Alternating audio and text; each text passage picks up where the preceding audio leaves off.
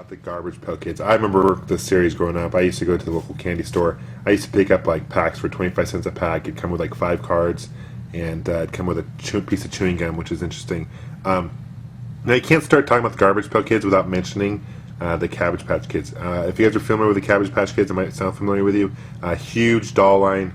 I will admit I had a Cabbage Patch Kid growing up. When I was younger as well.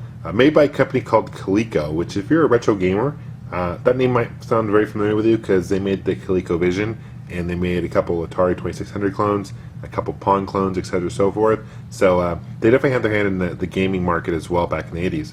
But Topps, who was well known for more playing cards like sports cards like baseball cards, etc. so forth, they wanted to really target the kids, and they made a spin-off kind of making fun of the Cabbage Patch Kids called the Garbage Pail Kids.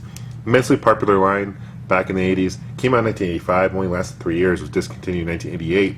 But in those 3 years, they had a movie release called the Garbage Pail Kids movie, which if you haven't seen, don't see it. It's a really horrible movie. It came out on DVD in like 2005, so you can pick it up on DVD if you really want to see it. But I mean, it's a movie based. Put it this way, it's a movie based on playing cards. Like, I don't know. It sounds as good as it probably is. So I've seen it. It's really, really bad. They also had a cartoon series that was planned to be released. Wasn't released until later, and they actually have a DVD on that too if you're interested in seeing that. So just in the pop culture of the culture of 80s, this was definitely had a huge one for kids growing up. Series 1. I have them in plastic sheets here. Now each card is actually individually numbered.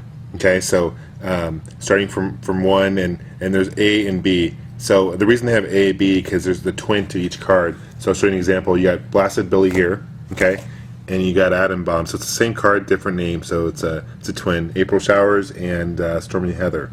Okay. Now these were stickers, so they would peel off. I don't know. Let me kind of show you an example of one. Let's peel one off here. I'm not sure what you would do with it per se. I really don't know what what there's to do with it. I don't know. You stick it wherever. What I used to do with it, I used to stick it on like my folders and stuff in school, and I used to put it on my desk and stuff. So I thought that was kind of cool. But anyway, on the back of these cards here, you have what it looks like to be kind of a certificate, and this was a blatant ripoff of the Cabbage Patch Kids rather. Cabbage Patch Kids had a birth certificate come with them and looked pretty much like this, and this is just a blatant ripoff.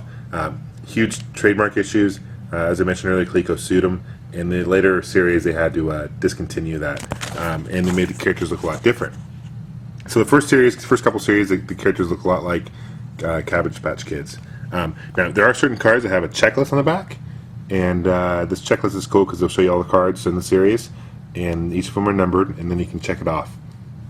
So that's cool. Another thing I really like about the series is that there's certain characters that are kind of sampled from what's popular in that culture during the time. So I'll show you an example.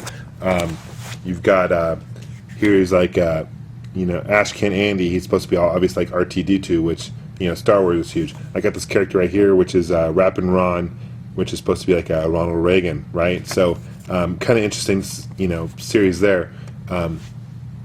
I also, now later series that they came out with, I'm going to show you. Okay, here's some later series that I want to show you and show you the back of them.